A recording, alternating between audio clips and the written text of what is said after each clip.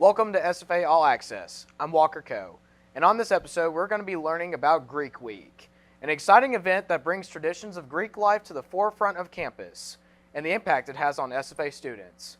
Stay tuned to hear more from Alpha Chi Omega's delegate, Emma Garcia.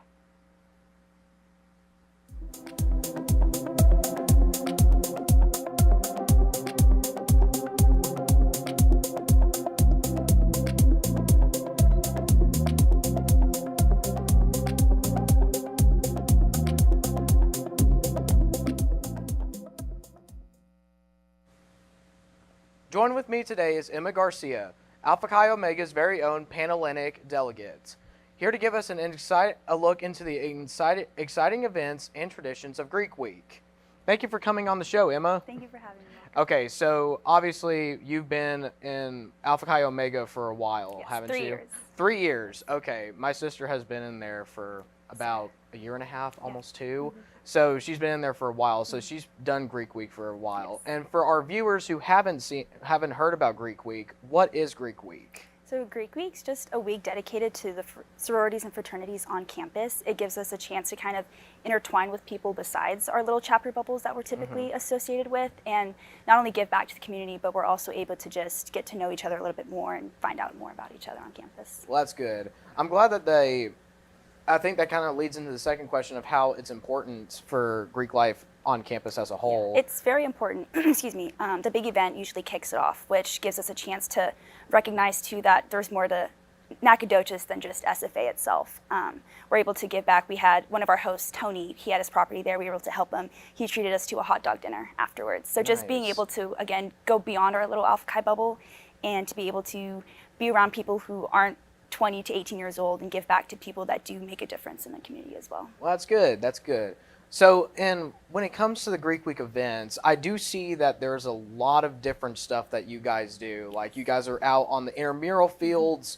You guys are at the rec center pool, in the auditorium. How are these events decided, and how are the teams separated specifically? So we have an Order of Omega board, and Dr. Lacey Folsom, my hat goes off to her every time. Directing a bunch of 18 to 20-year-olds is not easy, and she made sure, and our board as well, made it all as effortless and as fun as it could have been.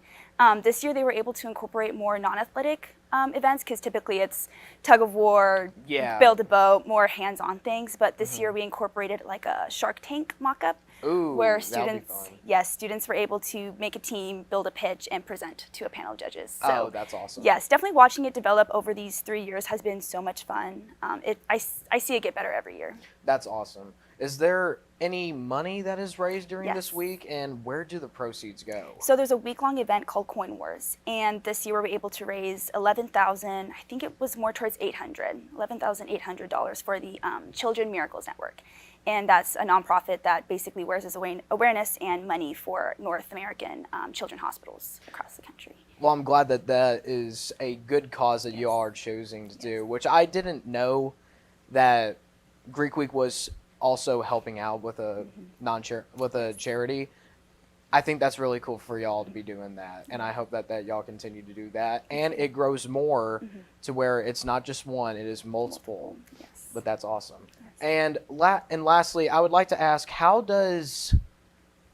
can people on campus who are not a part of Greek life, not part of a sorority, not part of a fraternity, how can they become a part of Greek Week? Well, Greek Week is open to all spectators as well. Like you said, we're on the intramural fields, we're at the rec pool, so students that were at the rec at the same time we were doing our Build-A-Boat competition, we saw them kind of peering out and just kind of being interested, and also being those people too. We have executive officers who do notice, who's looking around, try to be a friendly smile, helping hand, ask if they're interested or anything else that might be a part of, just to gauge. And again, sorority and fraternities, we're just all common-like people. We all have common shares and I guess differences as well, which is great. So just finding more people and letting them branch out too. It's always good to try something new as well. That's good, because I went to go see y'all's lip sync battle. Yeah. I thought that was very entertaining. I'd never been to one of those, Yes. and my sister was like, "Hey, this is gonna be fun," and I was like, "Okay, we'll see." No, I actually did have a good time, and everybody was nice when I walked in the door, which was very cool.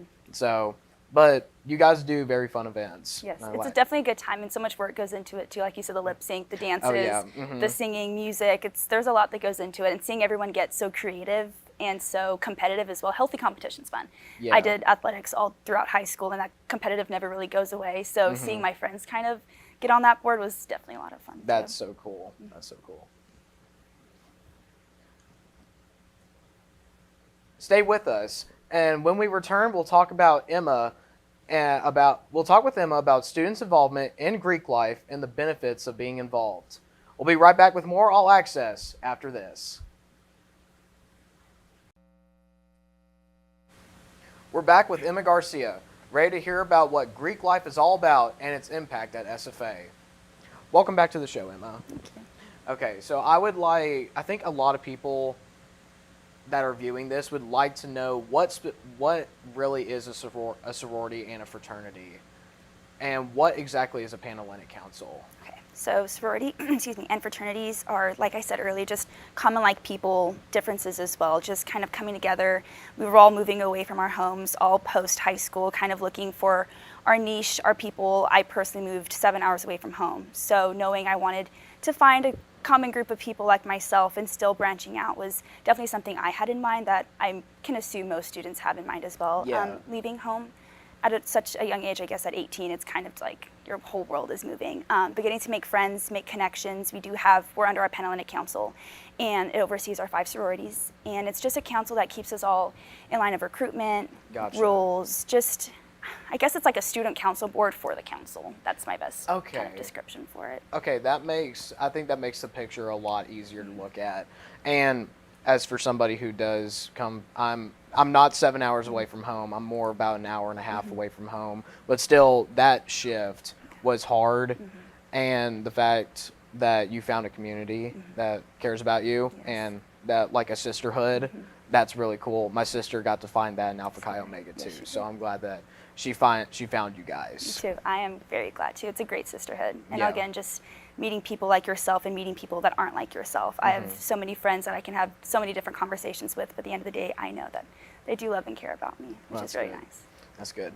As for somebody who wants to get involved, how does that process start to get into Greek life? So in August, before the semester starts, a potential new member, also PNM, will go through a formal recruitment, which is so fun and exciting.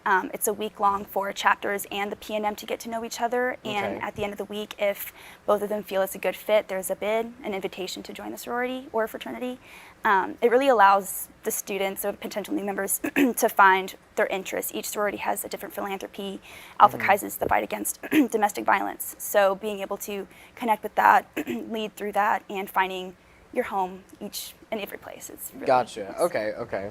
That's cool. So when you, how has your experience been, and why and did you choose Alpha Chi Omega? I can definitely say my experience has been nothing but positive.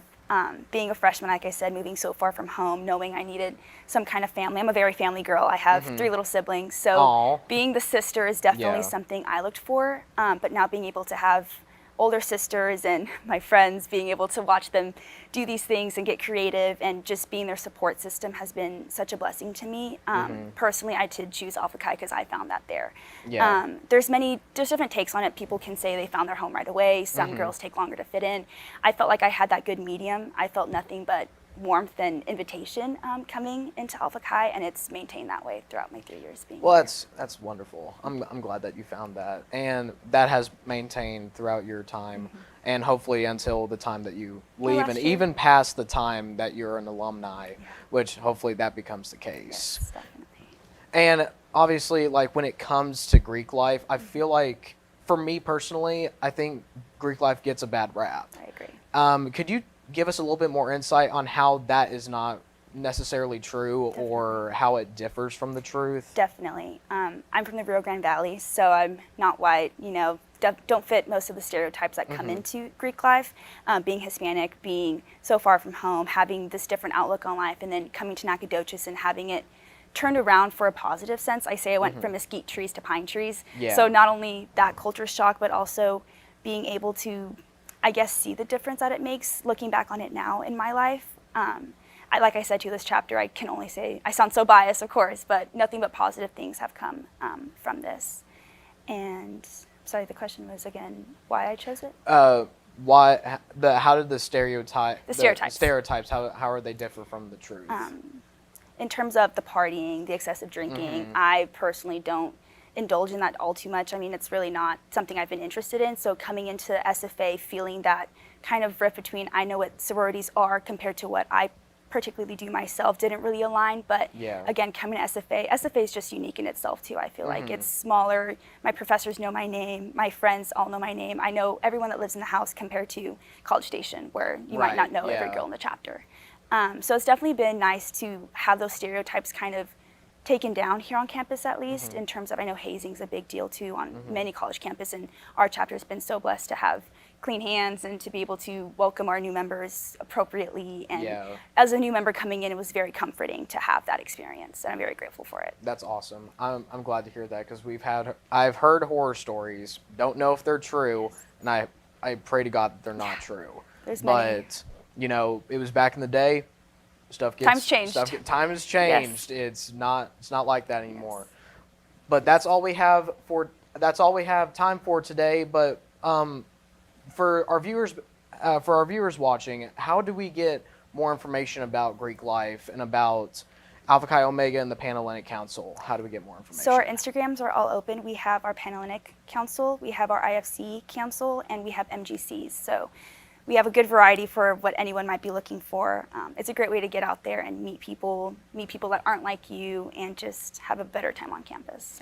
That's awesome. Okay, thank you, Emma, for joining us today, and thank you, viewers, for tuning in for SFA All Access. For more episodes of other Jack TV content, you can find us on YouTube at Jack TV SFA.